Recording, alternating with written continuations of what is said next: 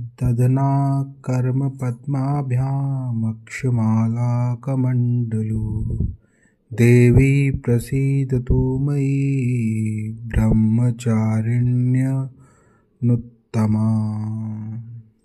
माँ दुर्गा की नव शक्तियों का दूसरा स्वरूप ब्रह्मचारिणी का है। यहाँ ब्रह्म शब्द का अर्थ तपस्या है। ब्रह्मचारिणी अर्थात तप की चारिणी, तप का आचरण करने वाली। कहा भी है वेदस तत्व तपो ब्रह्म, वेद तत्व और तप ब्रह्म शब्द के अर्थ हैं। ब्रह्मचारिणी देवी का स्वरूप पूर्ण ज्योतिर्मय एवं अत्यंत भव्य है। इनके दाहिने हाथ में जप की माला एवं बाएं हाथ में कमंडलू रहता है। अपने पूर्व जन्म में जब ये हिमालय घर पुत्री रूप में उत्पन्न हुई थी, तब नारद के उपदेश से इन्होंने भगवान शंकर जी को पति रूप में प्राप्त करने के लिए अत्यंत कठिन तपस्या की थी। 1000 वर्ष इन्होंने केवल फल मूल खाकर व्यतीत किए। 100 वर्षों तक केवल शाक पर निर्वाह किया। कुछ दिनों तक कठिन उपवास रखते हुए खुले आकाश के नीचे वर्षों और धूप के भयानक कष्ट सहे।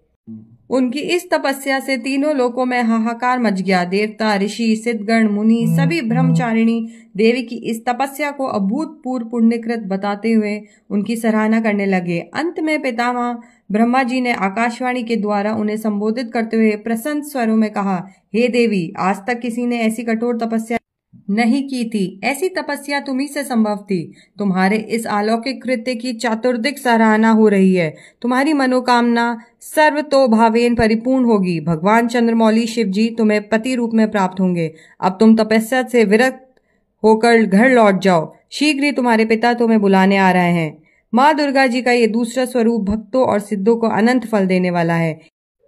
इनकी उपासना से मनुष्य में तप, त्याग, वैराग्य, सदाचार, संयम की वृद्धि होती है। जीवन के कठिन संघर्षों में भी उसका मन कर्तव्य पथ से विचलित नहीं होता। माँ ब्रह्मचारिणी देवी की कृपा उसे सर्वत्र सिद्धि और विजय की प्राप्ति होती है।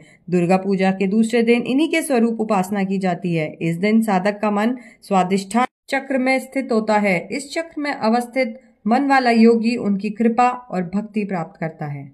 श्री राधे।